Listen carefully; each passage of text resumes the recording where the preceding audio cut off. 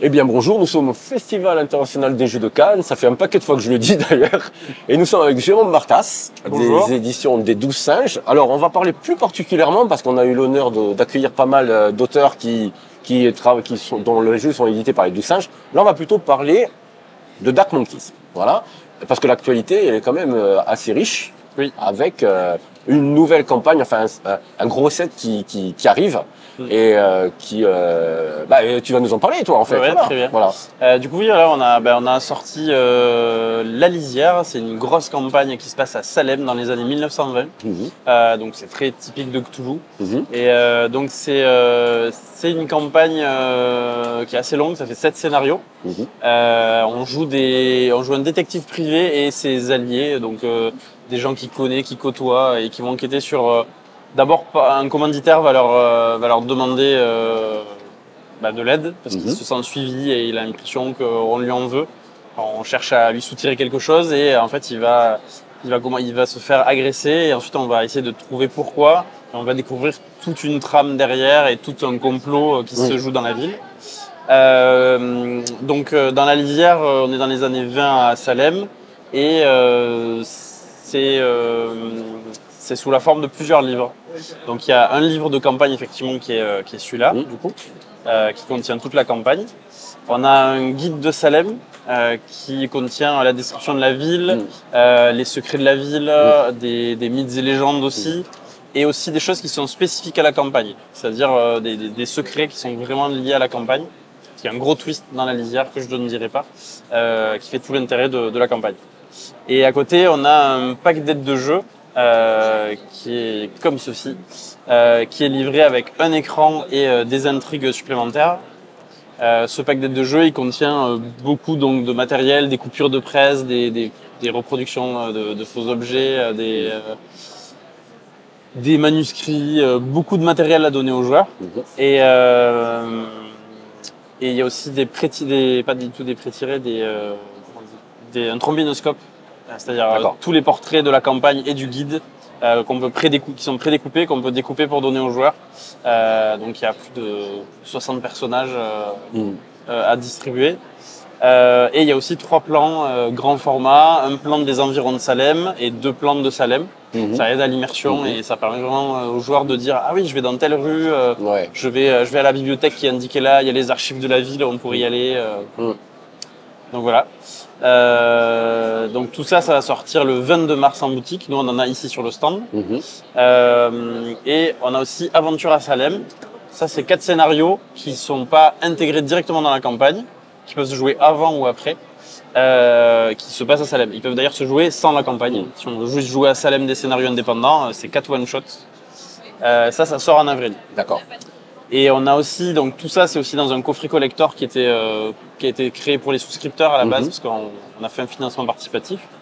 Et il nous reste quelques coffrets qui sont disponibles soit chez les boutiques qui ont souscrit, qui ont participé au financement, soit nous, il nous en reste quelques-uns sur le stand et sur notre site. D'accord. Vous avez choisi la même formule que La Ville en Jaune à peu près? Exactement. C'est la même structure au niveau de la gamme. C'est ça, c'est la même structure. Les livres sont plus gros que La Ville en Jaune, parce que dans La Ville en Jaune, c'est 2 livres de 124 pages. Là, c'est 2 livres de 172.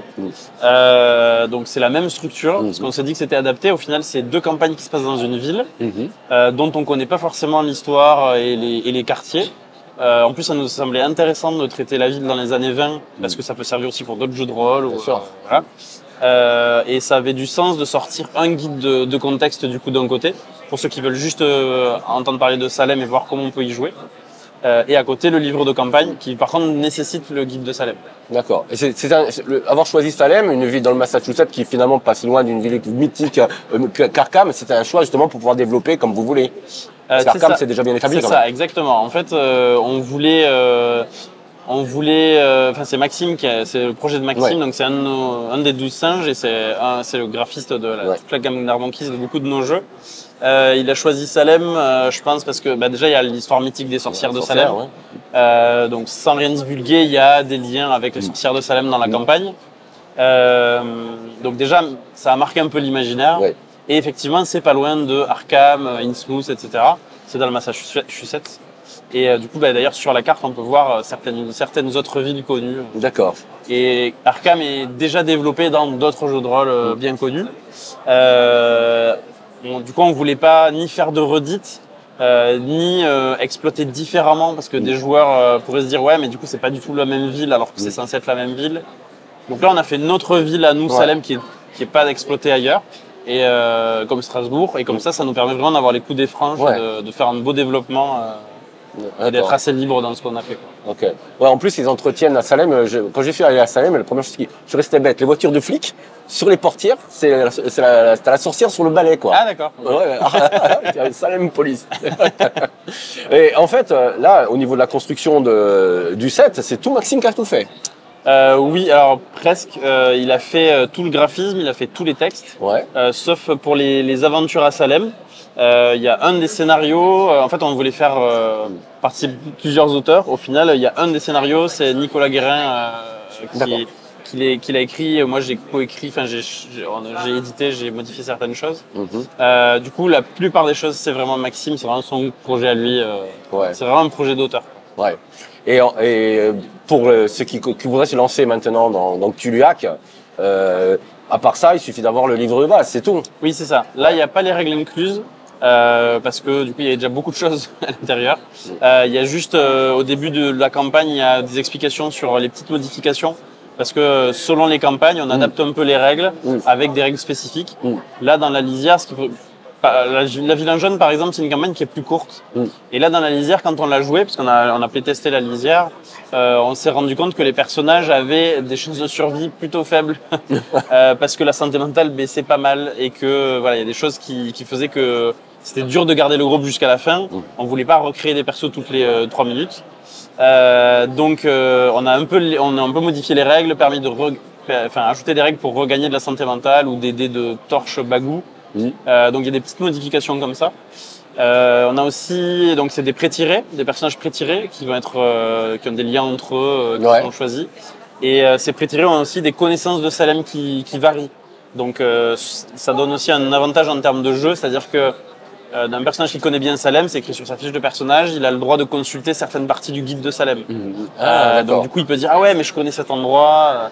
Il va aussi avoir des avantages à certains G2D parce qu'il connaît bien la ville. D'accord. Donc il y a des petites adaptations par rapport au système de jeu. Et effectivement il suffit d'avoir le livre de base à côté de Cthulhuac pour jouer. Ou même le livret initiative, parce que dedans il y a la synthèse des règles, il n'y a pas les règles de progression, mais comme dans la lisière il y a déjà des pré-tirés avec une règle de progression qui est indiquée dans le livre, il n'y a pas besoin forcément du livre complet des capacités spéciales. L'initiative suffit quoi. Voilà, c'est ça. Okay. Parce qu'en ce moment, Cthulhuac est épuisé. Mais vous allez faire une... Voilà, il y a une réédition, mais du coup, le temps que ça revienne... C'est plus qu'une réédition, non? Ouais, c'est une réédition augmentée. Voilà. C'est une version d'une V2, on peut dire. Oui, en fait, on voulait pas dire une V2, parce qu'il y a des gens qui pensent que quand on fait une deuxième édition, tous les autres suppléments sont ajoutés, qu'il faut refaire des suppléments. Nous, notre volonté, c'est vraiment d'avoir une continuité. Donc, c'est rétro-compatible, c'est-à-dire que tous les suppléments qu'on a édités, on en a 6 actuellement, on en a 9 en tout qui vont arriver, enfin il y en a 3 de plus qui vont arriver. Tout ça est compatible avec la nouvelle édition qui va sortir. Donc on ne compte pas les réimprimer en modifiant des règles. Ça sera, ça sera donc cette V2 va garder le même style au niveau V2. J'ai dit V2, excuse-moi. Tu peux dire V2, tant qu'on a clarifié. Ça ira parfait dans ma bibliothèque. Ouais, c'est ça. Ce sera le même style graphique. Et dans cette V2, il y a aussi... avant, il y avait 2 one-shots dans le livre de base. Nous on aime bien les campagnes et du coup on a créé une campagne. C'est Nicolas Guérin qui avait fait notamment un des scénarios de Salem, des aventures à Salem, qui signe une campagne qui s'appelle La Dame Noire et qui va se passer en Italie dans les années 20. Et donc c'est une campagne de découverte un peu de Cthulhu pour découvrir le jeu. Cthulhuac voyage, la France, les États-Unis, l'Italie. C'est ça, il y a pas mal de... Alors, en fait, au niveau c'est les auteurs qui vous proposent quelque chose ou vous avez par exemple, comment ça s'est passé avec Maxime là? Vous avez dit tiens, on aimerait bien un truc à Salem ou c'est lui qui Alors, pour Salem, c'est lui qui a dit j'ai une idée, je me suis renseigné sur Salem, c'est une ville très intéressante. C'est assez mythique dans l'imaginaire. Je pense que c'est assez marquant pour faire quelque chose d'intéressant. Il avait une idée de pitch de campagne. Il m'en a parlé. On a raffiné ensemble pour la structure de la campagne. Et ensuite, du coup, il s'est lancé. Donc pour ça, c'est lui qui a proposé. Après, pour La Ville en Jaune, c'est pareil. Les encagés aussi. Souvent, c'est des auteurs qui ont une idée de campagne forte, avec une idée intéressante. Et nous, on les accompagne pour essayer de peaufiner et de pousser le curseur encore plus loin. Par exemple, Les Encagés, à la base, c'était un livre de 100 pages à peu près. Juste un livre. Nous, on s'est dit, quitte à avoir une enquête de police, enfin de gendarmerie, autant pousser la chose jusqu'au bout et avoir des autopsies, un guide de suivi, des livrets de personnages, des personnages pré-tirés. Et donc, on a poussé pour avoir la chose la plus facile à prendre en main et la plus immersive possible. Et pour certaines choses, après c'est plus sur la gamme Cthulhuac classique que nous on commande des choses où on dit il nous faut ça. Par exemple quand on a fait les livres des mondes qui vont bientôt arriver en boutique d'ici quelques mois, on a dit nous on veut traiter les mondes de l'univers de Lovecraft. Donc c'est des mondes souterrains comme Enkai, Yacht. Et bon, ça paraît qu'aux initiés, mais c'est des mondes décrits succinctement par Lovecraft. On a dit, nous, on veut traiter ça. Et du coup, après, on a recruté des auteurs, dont Tristan Lhomme, par exemple, pour faire ça. Donc là, c'est nous qui disons, mais on veut traiter ça et on va le faire. Ça, c'est la gamme centrale Cthulhuac qui développe le jeu de base. Mais après, les campagnes, c'est souvent des propositions d'auteurs. Ouais, d'accord. En plus, Tristan Lhomme, il a une expertise, quoi. Oui, c'est ça, exactement. Voilà. Donc, par contre, je voulais te poser une question. Oui. Est-ce que tu as des retours de l'éditeur original qui disent qu'est devenu Cthulhuac chez vous, quoi? Parce qu'au début, il doit être surpris quand même. Oui, alors il est surpris de l'engouement qu'on a, même nous. En fait, lui en VO, c'est vraiment un petit livret. Il a fait une deuxième édition, mais ça reste un petit livret. Et il y a beaucoup moins de suppléments. Nous, en fait, on a pris ça comme base. Et on a vraiment décliné toute une collection de jeux. Lui, il est très content. On l'a eu récemment, parce que pour la deuxième édition, on a vu avec lui ce qu'il nous autorisait à faire au niveau des droits, au niveau des modifications. Il nous a dit, de toutes les traductions qu'il y a eu, vous êtes ceux qui sont le plus fidèles à l'esprit que je voulais. Et ce que vous faites, c'est magnifique. Donc, allez-y. Faites ce que vous voulez, vous avez carte blanche. Et du coup, notre collection Cthulhuac fait aussi des envieux. On a eu des discussions avec d'autres éditeurs d'autres pays. Et il va y avoir des traductions potentiellement de certaines choses qu'on a chez nous ailleurs. Pour l'instant, je ne le dis pas parce que ça n'a pas été annoncé par l'éditeur en question. Mais il y a certaines choses qui vont sortir ailleurs de nos productions françaises de Cthulhuac. Donc ça fait plaisir parce que c'est remarqué aussi à l'international. Ouais, donc on revient sur Cthulhuac. Je voulais te demander, c'est une gamme assez costaud. Oui. Bon, tu as deux mots qui m'ont laissé entendre que ça allait continuer. Donc vous allez vous arrêter où Cthulhuac? Là, vous avez d'autres projets qui sont sur le feu avec des formules comme ça, par exemple des coffrets.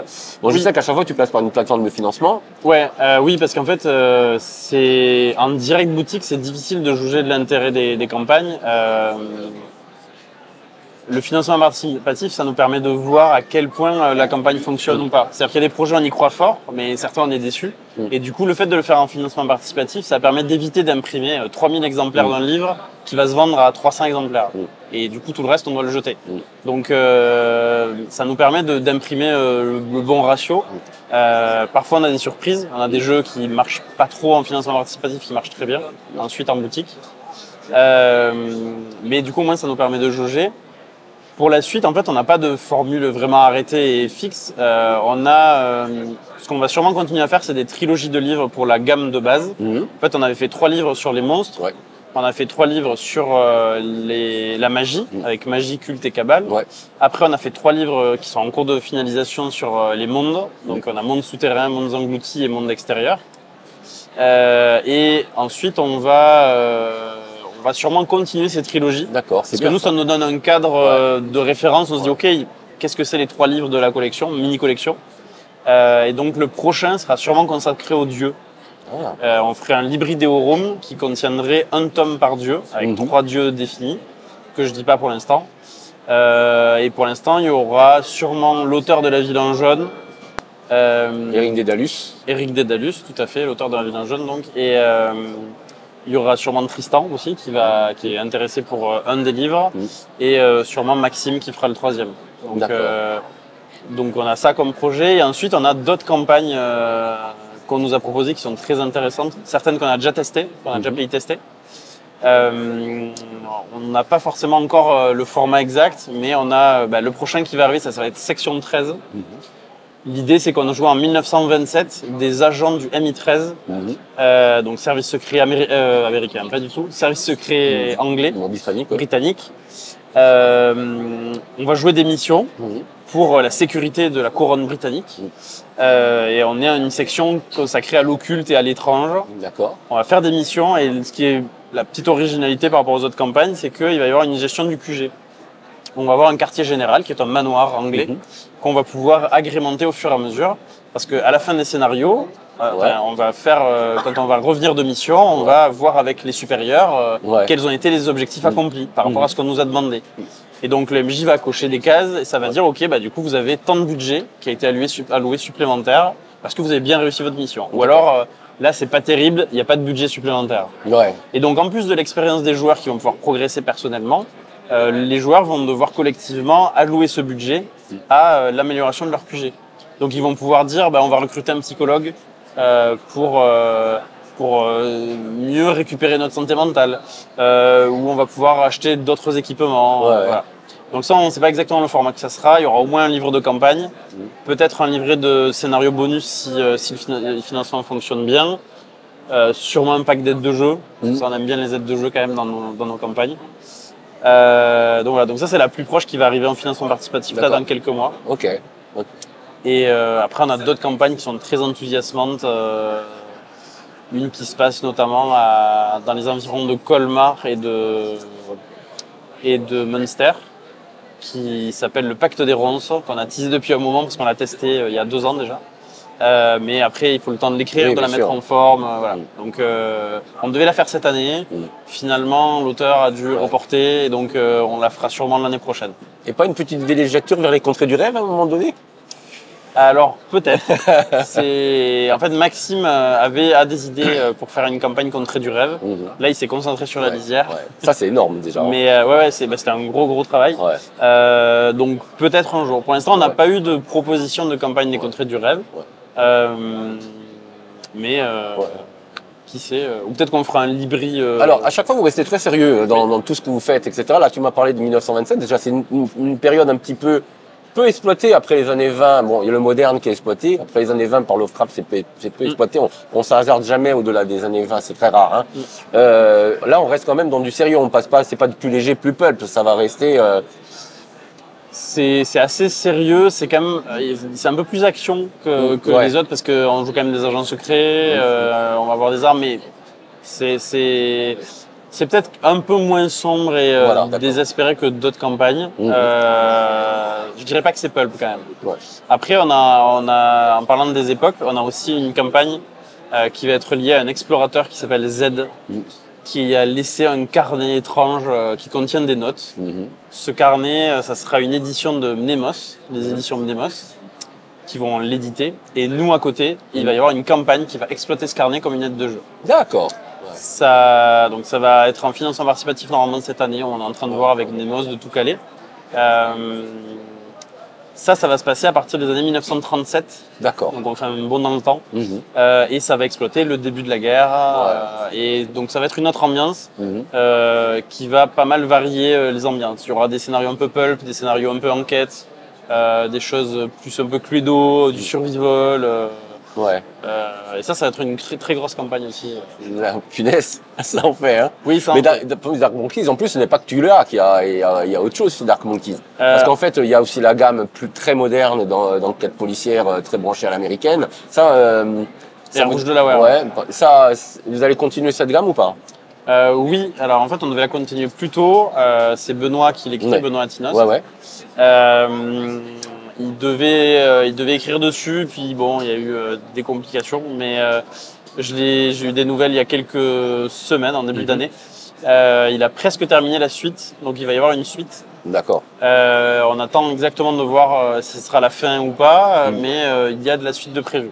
D'accord. Parce que, en fait, le plus dur, c'était de trouver l'équilibre entre une ambiance surnaturelle qui est plus forte à la fin de Rouge Delaware et quand même garder une ambiance de flic et de polar qui fait que la marque spécifique de Rouge Delaware. Ouais, voilà. Mais oui, en fait, Cthulhu Hack, c'est le système de jeu de base.